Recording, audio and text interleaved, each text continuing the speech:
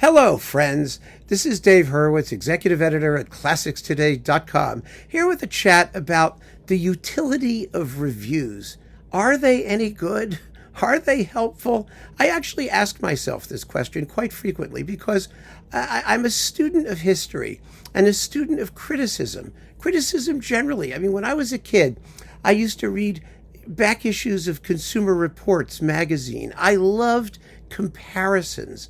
I'm fascinated by getting to know everything there is to know about certain things that interest me, whatever it has to be. And the fact that the same item can have different qualities depending on who made it and what went into it and what they did and all that, just fascinating. And music was no different. I heard multiple performances of things and I was stunned by the fact that they didn't sound the same. And then when I learned to read music and could read scores, it just dazzled me, the difference between what the composer wrote, what the performers do, what other performers did. It's an endless source of for me anyway, stimulation and fascination. And so I wanted to talk about reviews generally. And the reason this struck me is because, in addition to music, which is like a profession and other things and a major hobby and all that, I have other hobbies because I am curious about things. And, I collect rocks, I collect all kinds of crap. I have obsessive compulsive disorder. And as you may have seen recently, I also collect cookware because I love to cook and I like food and I like everything about it. And I wanted to read some reviews about enamel cast iron skillets. Now, you may say, what does this have to do with music? But actually it does have quite a bit. And I hope you'll bear with me. I understand, by the way, just as an aside, that some people object to these chats that sort of go abroad only to bring it back towards music because you want to hear about music and nothing but music, and I get it. And people dislike the commodification of classical music, and I understand that. I really do. But recordings are commodities. You can't get around it. There's no point in complaining. They are what they are. That has advantages and disadvantages, obviously, and that's where reviews come in. Because when you have 20 versions of the same thing, it's helpful sometimes to have some guidance as to which are the best ones. The problem is, what happens when all of the guidance cancels out? Is there anything that doesn't get a positive review? Is there anything that someone somewhere doesn't like? And the difference between the way things were and what happens today is that with the internet and everything that's going on, everyone's got an opinion and everyone's posting their opinion, and you don't always know what stands behind that opinion, what the reviewer's expertise is, what their circumstances were in doing their testing and performing their testing. And so I was looking for cast iron skillets, and I have some modest examples here. First, I started reading reviews of cast iron. There's tons of them. Reviews of cookware. I mean, there's more reviews of cookware than there is of classical music, God knows. And they're everywhere. There are people doing YouTube demonstrations where you could see what they're actually doing in their house. There are the magazines. They're the major magazines like Food and Wine and Good Housekeeping and things like that do reviews of cookware.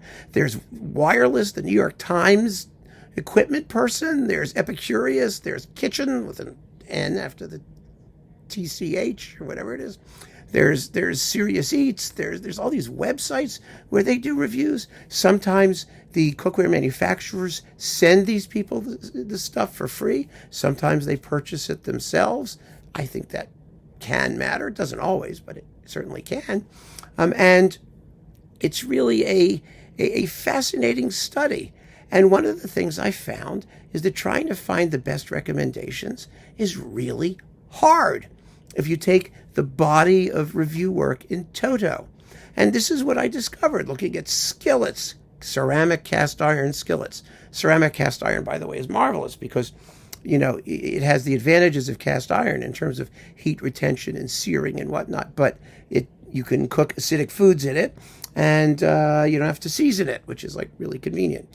So, they have their advantages and some disadvantages too, but we don't want to get to that. Here was the consensus choice. Le Creuset's Basic Skillet. You can see it comes in lovely colors. It has a dark interior. Most of them do, because that's better for searing foods, they say, but only very marginally. I mean, it doesn't make that much difference. And so most people recommended this as number one. It's also the most expensive. Perhaps that's no coincidence. Is it better because it's the most expensive? Or is there what I call review inertia? People do not want to be outliers. They don't want to say, oh, they're not as good as they say they are, or this other cheapy thing is just as good, or it really is an interesting question, because it happens in music too. I happen to think that 90% of the people who think that Furtwängler was, one of the greatest Beethoven conductors are only saying that because they think they should. I believe that. I really do. I don't think, because I know zillions of people, and I know how often they listen and what they listen to. And somehow a lot of reputations are carried on because of inertia. I may be wrong. Because the real question when you get down to it is, do you enjoy it? Does it sound good? Does it do what it's supposed to do? Does the skillet cook the food? Hell yeah. They all cook the food, right? You put them on your oven, you throw the food in, it cooks. What's the range of possibilities for failure? And what's the difference going to be between something that's really good and something that's only average? If it's only this much, then a review can be meaningless, because Le Creuset has serious competition in just as high a price point from Staub, another fabulous French enameled cast iron food manufacturer. And here is the Staub. And as you can see, could you tell them apart? If someone asked you, well, the helper handle, this thing up here, up there, is a little smaller on the Staub, but it's sort of more open and convenient on the Le Creuset. And somebody will say that in a review. They'll say, well, this is easier when you're wearing your oven mitts to, get your hand around. But does it really matter that much? I mean, especially if you're spending $300 on a skillet. I don't know. So those are like, Le Creuset is the consensus pick. Your fallback would be Staub. It's like saying, the Kleiber Beethoven Fifth is your consensus pick. But there are many other great ones that get the job done just as well. Some might say even better. And that's where things get interesting, because one of the most lauded new enamel cast iron things was this one. This is the Made In. It's an international company. It has a helper handle, which isn't as big as the Le Creuset, but it's very nicely made. It has like a little bump there. Well, that's okay. And it doesn't have the pour spouts on each side. You'll note that could be something that a critic would point out. Because one thing criticism does do, it has to seize on facts. Differences which are indisputable facts. One recording of Beethoven's Fifth takes 30 minutes, another takes 32. That's a fact. How much it matters, of course, is up to the personal opinion of the critic and the judgment of each individual listener. But if you gotta have a pour spout, it's a fact. Not having a pour spout is kind of like not taking an exposition repeat. In like Brahms' Second Symphony. You could take the exposition repeat, make it twice as long. You could not. It's a convenience. If a performance is great, whether they take the exposition repeat doesn't matter. And if the damn thing cooks your steak nicely, what do you care whether it has a pour spout? You just dump it faster and you're in just as good a shape. If it dribbles a little over the side, well, so do a lot of these pour spouts. But then we have the situation where you don't want to spend a fortune on a piece of cookware. You're on a budget, or you've realized that there's only so much difference you can pack into a pan. I mean, it's just a frying pan, right?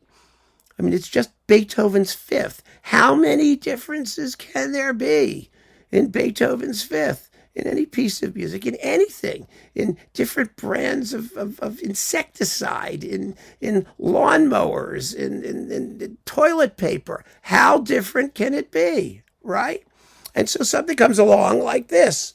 Lovely, lovely skillet. It has pour spouts. It has possibly the nicest helper handle of all of them. It's made by Crock-Pot. There's Crock-Pot on the back. It looks just like the others. You'll notice it has a white interior, a cream interior.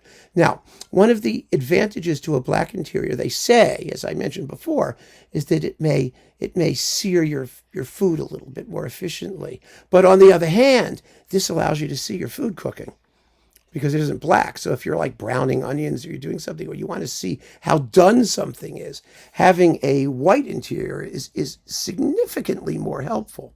It will stain over time.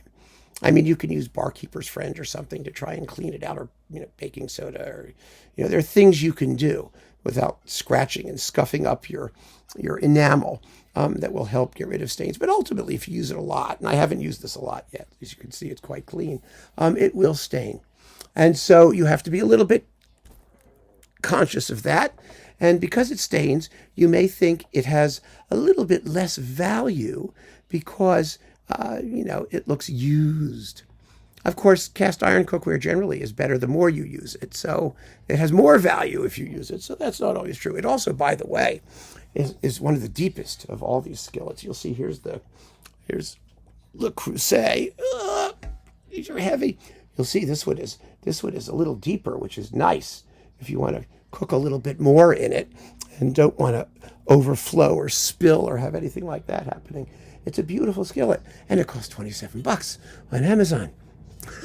It's unbelievably inexpensive. If you're looking for a good piece of, I'm doing a review of enameled cast iron, try this. And I got that, by the way, from a review. However, there are lots and lots and lots of inexpensive enameled cast iron skillets out there. Amazon Basics makes one. Most of these companies make them. And the real question is durability.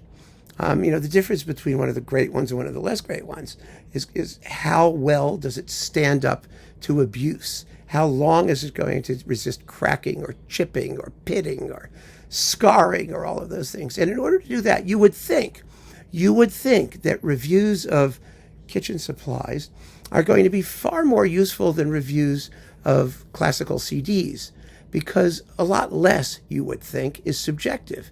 It either chipped or it didn't chip. It was nonstick or it wasn't nonstick. It was, it had a pour spout or it didn't have a pour spout. These are all really basic facts, and they have their utility. They have their obvious significance to people who are looking for the product and the people who are testing them. But it isn't that way. In reading all of these reviews, and I read dozens and dozens of reviews of cookware, everything gets recommended by somebody for some reason. And for the same reasons. Some people said that Lodge ceramic cast iron, the Dutch oven, chipped more than the Le Creuset did. Others said, it was just as durable. There was no difference. Some people said that your nonstick skillet lost its non-stickitude. Others said, no, it's just as great 3 years later. And when you're reviewing cookware, after all, it's much more onerous than doing a CD. I mean, a CD, you listen to it, you play it, you give your opinion, and that's that. You may make some real-time comparisons, check a score, okay. But, you get it done in a day, basically. With this stuff, how are you going to know how it's going to work in 5 years? Unless you sat there for 5 years. And some reviews say, we've cooked with this stuff for 6 months, we've cooked with this stuff for a year. We asked our contributors to tell us what their experience was. Well, that's always a mistake. I'm sorry. Asking people for their experience is almost always a mistake because you don't have any controls over what they were doing. Some people will claim that enameled cast iron sticks terribly because they don't preheat it properly before they start cooking. And so everything just fuses to it. So you think, they lied. They said it was nonstick. You don't know what people are doing. You don't know if they know how to use the stuff properly or not. You don't know what their experience is. You don't know what their expectations are. And so one of the things that just sort of brought home this entire world of relativity in the world of reviewing is seeing that even where you're dealing with manufactured products, of relative simplicity. I mean, a skillet is a simple thing. It's a hunk of metal, this handle, and you cook with it, right? You get dozens and dozens and dozens of opinions, many of them very experienced, and they leave you nowhere. They leave you nowhere. They leave you with like, well, what am I going to do? And they all say, these are all good, those are all good. The truth is, as with classical music recordings, most well-made things are fine for what they do. And something that's extraordinary is going to be rare.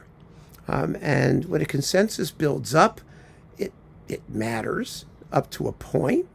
As long as you can account for the inertia factor, the factor that a lot of people are just unthinking lemmings and are afraid to say something against something that is a consensus choice. And if you do say something against something that's a consensus choice, you better have the facts to back you up. That's one of the differences between the Fort Fangler crowd. I have the facts. The facts are that most of his performances sound like hell and they're horribly played. You can't argue with that. So they're already immediately on the defensive, saying, well, he's great despite that. Or he did one great recording of one piece, therefore he's great generally. I dispute that, but at least the facts are on one side and the belief, the religion is on the other side. Well, it's the same thing here. It's the same thing here. How could you say that this thing cooks X% better than this lovely, inexpensive option? I don't know. I mean, I just found the exercise of reading all these reviews fascinating. And one thing I've never objected to and always encourage people to do, and all of you, of course, is not to just listen to me. It's to talk to other people who you trust, to read other reviews, to get a sense of who the trustworthy people are and why you trust them. And also, this is something I really kind of believe in. It's why I'm doing this chat, actually, is you have to have a theory of criticism. You have to have an ideology, I think, that underpins what you do and why you do it.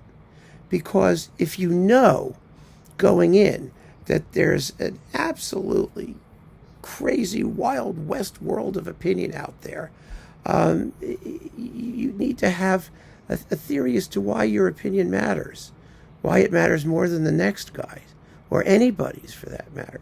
And is it more fact-based? Is it less fact-based? I mean, what's your methodology in doing all of this stuff? I mean, I have that. Other people, I don't know if they have that.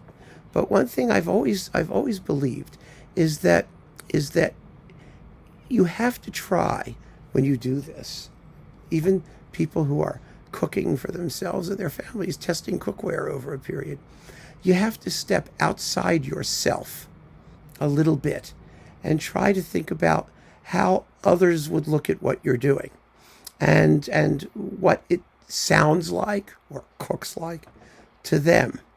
And so how useful is what you're going to say going to be to them. If there is any advantage, I think, to the type of reviews that I try to do, and I'm not saying this to toot my own horn, this is just my methodology. I do believe that music is a commodity. I think it needs to be treated like a commodity. I think things need to be compared to other things based on fact. And I think that the opinions rendered based on those facts need to be such that those watching will be guided either to agree or disagree. But they'll have a reaction, and that will stimulate activity. I purchased these skillets because I was curious, because the reviews made me curious. And as a result of that curiosity, I have a bunch of skillets I have to start cooking with. I've cooked with a bunch of them already, and I'm sure they're all going to be fine. I'll just switch them around along with all the other stuff I have, which is tons of it, as you may have noticed, depending on how I feel at any given time. But it has made the experience of cooking so much more fun. And that, at the end of the day, is what I hope my reviews do. They make the act of listening more fun. More fun because it's more challenging, because it questions some received opinions, because it allows you to determine where you stand in the world of classical music, just as all these reviews I read of enameled cast iron skillets help me to triangulate where I stand in the world of cooking and cookware, and to have a blast of a time doing it. That's what it's for. We're not after absolute truth. We're after enjoyment, pleasure, the discovery of the new, the constant ability to learn and acquire more information that we can use to, in turn, enrich our lives in every possible way. And whether you're enriching it through music or through cooking with enameled cast iron, to me, it's the same. To me, it's the same. It's all the little things that give you quality of life. And we all deserve that, don't we? So that's just my thought. That's why I wanted to have this little chat. And I hope you've enjoyed it. And I hope you'll start cooking and start listening and enjoying all of it equally. It's just a wonderful way to enrich your life. So keep on listening, friends. Thanks for joining me. Take care.